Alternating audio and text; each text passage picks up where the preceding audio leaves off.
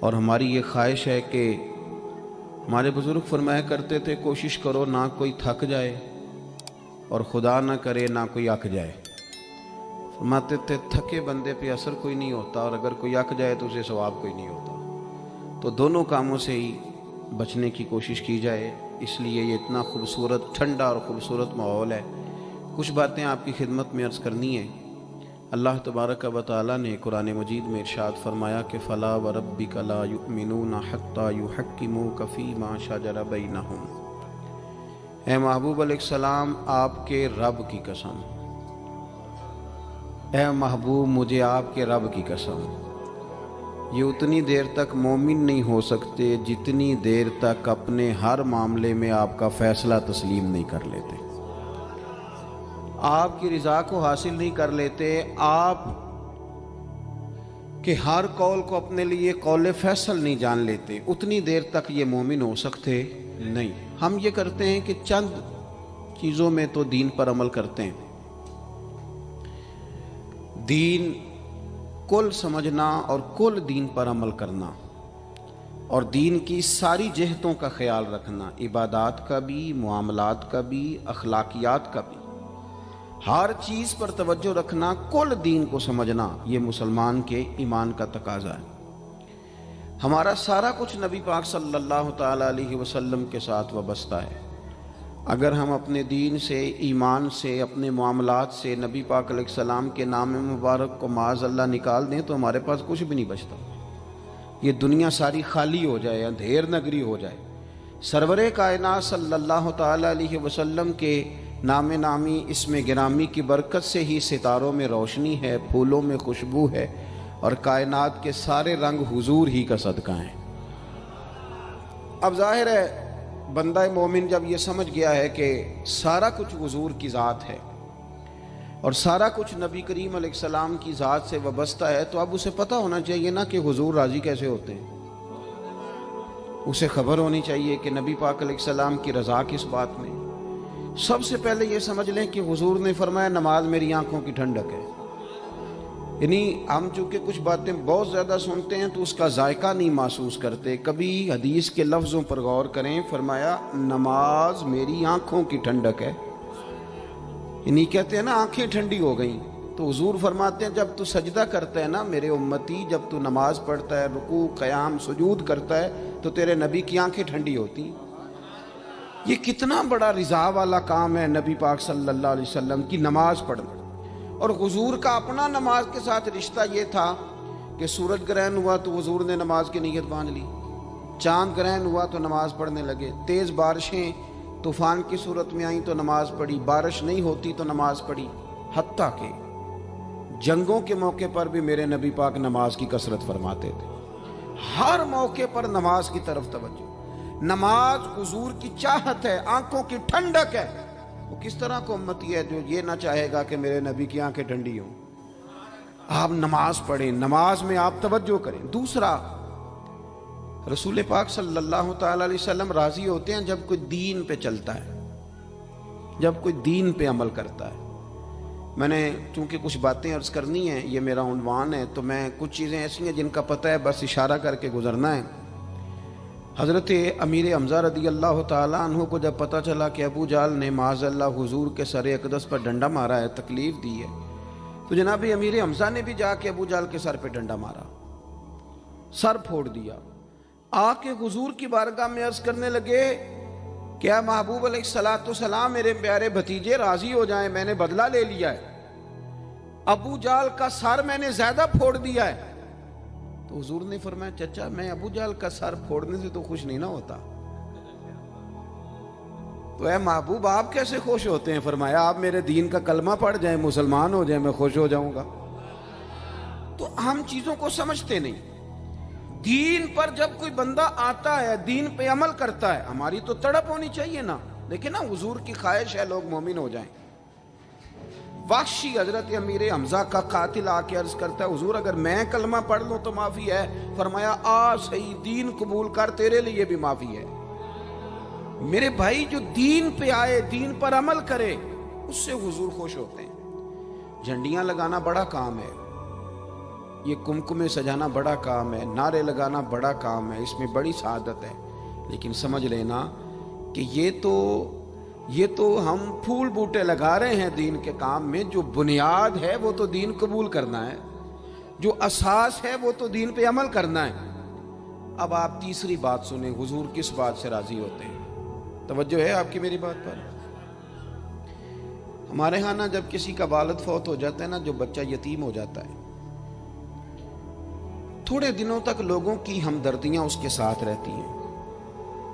پتر میں تیرے ساتھ ہوں، فکر نہ کرنا، روز آتے ہیں، چوتھے دن آتے ہیں، میں جناب خادم ہوا، فکر نہ کرنا پتر میں حاضر ہوں۔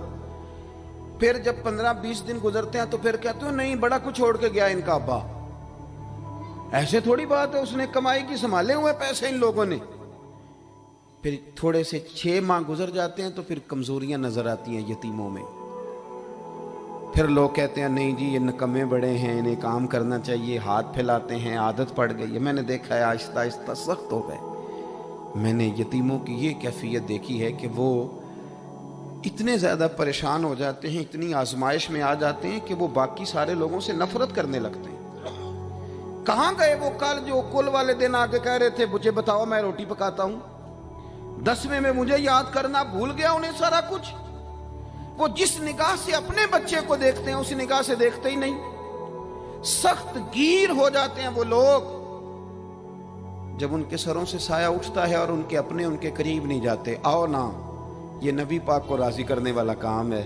میرے رسول پاک نے فرمایا میں اور یتیم کی پرورش کرنے والا۔ اگر کبھی آپ ان جملوں پہ غور کر لیں تو مزہ آ جائے۔ حضور نے فرمایا میں اور یتیم کی پرورش کرنے والا، کفالت کرنے والا اس طرح جوڑ کے جنت میں جائیں گے جس طرح میری 2 انگلیاں جڑی ہوئی ہیں۔ اتنا زیادہ حضور راضی ہیں، اتنا قرب ملے گا، 2 انگلیوں کی طرح جوڑ کے حضور کے ساتھ جنت میں جائے گا۔ وہ اپنے پرائے کا غم کھانے والا، مرادیں غریبوں کی بر لانے والا، مصیبت میں غیروں کے کام آنے والا۔ میرے عزیز نبی پاک صلی اللہ تعالیٰ علیہ وسلم نے کہا تم نہ عشق شوئی کرو۔ چوتھا کام کیا ہے حضور کو راضی کرنے والا؟ سبق بھولتا نہیں جا رہا آپ کو؟ پہلا کیا بتایا ہے؟ اللہ تو ان خوش رکھے 4-5 بندیاں نو یاد ہے ماشاءاللہ۔ نماز پہلا کام، دوسرا جی دین پہ عمل کرنا، تیسرا جی یتیم کے ساتھ، او ماشاءاللہ جی اتنی اچھی کلاس مل گئی ہے آپ کو تو سبق یاد ہو رہا ہے۔ اب چوتھی بات سنیں، آپ نے بڑا سنا ہے بیٹیوں کے بارے میں ہمارے رویے بڑے میٹھے ہیں، بڑے اچھے ہیں، بیٹی او جی تی آ گئی سی بوئے تھے، یہ ساری باتیں بڑی خیر کی، بڑی خیر کی، پر ناراض نہ ہونا۔ بیٹی کو نا پیار بھی دیتے ہیں، بیٹی کے نام پہ روتے بھی ہیں، بڑا کچھ کرتے ہیں، پر بیٹیوں کو حصہ نہیں دیتے۔ اور یہ حصہ صرف کروڑ پتی آدمی کا تو نہیں بنتا، جس کا 5 مرلے کا مکان ہے اس کی بیٹی کا بھی حصہ بنتا ہے۔ چودھریوں پہ اعتراض کرنا، سیٹھوں نوابوں پہ اعتراض کرنا، جاگیرداروں پہ اعتراض کرنا، وہ جو حصہ نہیں دیا آپ نے دیا ہے۔ وہ میں نے جی شادی کر دی تھی بچی کی، تو بچے کی نہیں کی، اس پہ نہیں پیسے لگے۔ میں نے جناب یہ حال کر دیا تھا کہ میں نے جناب وہ بچی کو نا جی جہیز اتنا دے دیا، تو وہ بیٹے نے 3 دفعہ کام شروع کر کے جو ضائع کیا ہے کاروبار، وہ نہیں نظر آیا۔ اور پھر اگر خدا نہ خواستہ باپ چلا جائے اور بھائی کے ذمے لگ جائیں، تو میں نے دیکھا ہے کہ بھائی اتنا کام نہیں کرتے جتنی کہانیاں سناتے ہیں۔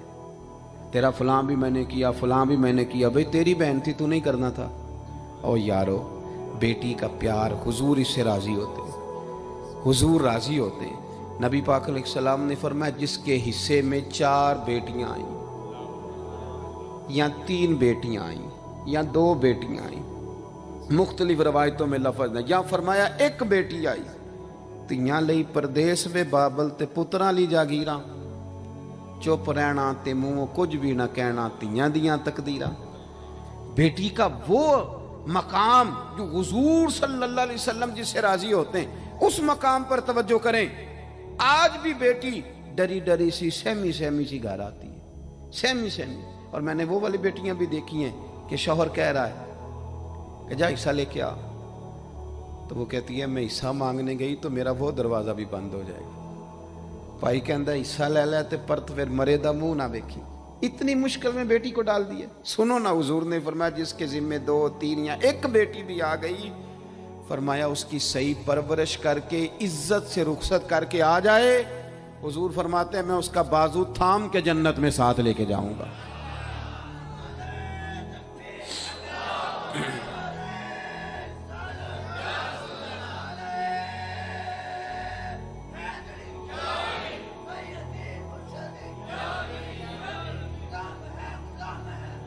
میرے عزیز، آپ یہ وہ کام ہے جو ہمیں حضور کے قریب لے جائیں گے. یہ وہ کام ہے جو ہمیں نبی پاک کے پاس لے جائیں گے، حضور کی بارگاہ تک لے جائیں گے. پھر جو حضور سے پیار کرے، جو نبی کریم سے محبت کرے. محبوب فرماتے ہیں جس نے مجھ سے محبت کی نا، لیکن محبت نہ نیری ناروں والی نہ کرے، وہ اس کا عشق رسول صرف محفل والے دن ہی نہ ہو، جب دکان پہ بیٹھے پھر بھی عاشق رسول ہی ہو، جب وہ لین دین کرے تو پھر بھی عاشق رسول ہی ہو، جب وہ لڑائی کا وقت آئے تو اسے پتہ چلے کہ میں معمولی نہیں، میں عاشق رسول ہوں، میں نے بولنا بھی تمیز کے ساتھ ہے. میں چونکہ مجھے لوگ کہتے ہیں حضور سے محبت کرنے والا، تو اس کے رویوں سے بھی پتہ چلے کہ حضور کا پیارا ہے. لوگ نا، میں اپنے سنگیوں سے، پیر بھائیوں سے اکثر کہتا ہوں کہ گھر جا کے کوئی بندہ اپنے پیر صاحب کی بڑی تعریف کرے نا، تو پھر اپنی بیوی کو گالی دے تو بیوی کہتی ہے دسیا تینوں پیر صاحب نے. تو جب آپ کے گھر والے یہ شکوہ کر رہے ہیں تو باہر والے نہیں کریں گے. آپ کا عملی انداز بھی تو ہو نا حضور سے محبت کا. عملی انداز یعنی آپ کے لہجوں سے محبت ٹپکے، آپ کے انداز سے پیار ٹپکے. حضور نے فرمایا جو بندہ مجھ سے پیار کرے گا نا، فَكَانَ مَعِيَ فِي الْجَنَّةِ، وہ جنت میں بھی میرے ساتھ ہی ہوگا. محبت مصطفیٰ ایمان کی جان ہے. آگے بڑھیے. چھٹی بات، جو حضور کو راضی کرنا چاہے وہ درود پاک زیادہ پڑھے. یہ جو درود شریف ہے نا، جو لوگ کہتے ہیں نا میری طبیعت کڑوی کڑوی سی رہتی ہے، پتہ نہیں تلخ رہتا ہوں، دل نہیں لگتا، وہ دوائی بھی تو کھاتی ہیں نا پابندی کے ساتھ، بلڈ پریشر بھی تو چیک کرتے ہیں نا پابندی کے ساتھ، مشورہ دیتے ہیں نا ڈاکٹر کہ بلڈ پریشر چیک کرنا، چوتھے دن شوگر چیک کرنا، یہ ساری مصیبتیں بھی تو کرتے ہیں نا. تو جو کہتے ہیں نا پریشان رہتا ہوں، وہ کچھ دن نا پابندی سے درود شریف بھی پڑھ کے دیکھے. ادھر دیکھو میں کیا کہنے لگا ہوں. درود پاک پڑھنے والے بندے کے نا چاروں جانب رحمت ہی رحمت آ جاتی ہے. نہیں، مجھے پتہ ہے نا کہ آپ کی توجہ کس بات پہ ہے. آپ زیادہ توجہ کریں گے تو بات کر لو تو زیادہ آئے گا. چاروں جانور. اچھا چلے میں چونکہ پیر صاحب ہوں، مولوی صاحب ہوں، کافی لوگ، میرا خیال ہے، میرا گمان ہے کہ کافی لوگ مجھے جانتے ہیں. گمان ہو جاتا ہے نا جب گاڑی کے پیچھے لوگ بھاگتے ہیں تو بندے کو بڑی غلط فہمیاں ہوتی ہیں. حالانکہ ڈرنا ہی زیادہ بہتر ہے، ڈرنا ہی زیادہ بہتر ہے. اللہ تبارک و تعالیٰ اپنی خفیہ تدبیر میں جب فیصلہ کرے تو رحمت والا فیصلہ کرے، اور اللہ ہماری پردہ پوشی کرے. یہ بندے کو غلط فہمیاں ہو جاتی ہیں نا. آپ کبھی پروٹوکول والے بندے دیکھیں نا، پروٹوکول والے 2 گاڑیاں آگے 2 گاڑیاں پیچھے، اور ادھر بھی بندے بھاگ رہے ہیں ادھر بھی بندے بھاگ رہے ہیں. چلیں جو بھاگ رہے ہیں ان کا تو مجھے نہیں پتا، پر جو اندر بیٹھا اسے مزہ بڑا آتا ہے. وہ میری گڈی مگر پہ بج دیں.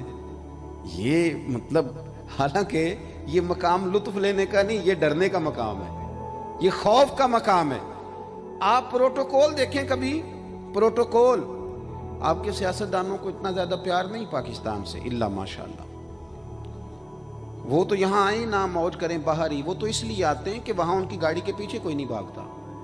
یہ مزہ لینے آتے ہیں، نعرہ کوئی نہیں لگاتا تگڑا کر کے. وہاں خود اکیلے سڑکیں پار کرنی پڑتی، وہاں خود دوڑ دھوپ کرنی پڑتی ہے. یہ مزہ جو ہے نا یہ کھینچ کے یہاں لاتا ہے. او بھائی چاروں جانب کارکن ہو، مرید شاگرد دونوں تو بڑا مزہ آتا ہے، اور اگر چاروں جانب خدا کی رحمت ہو تو، چاروں جانب رحمت ہو تو کیسے ہو. حضور نے وعدہ فرمایا تو 1 بار درود پڑھ، اللہ 10 رحمتیں نازل کرے گا.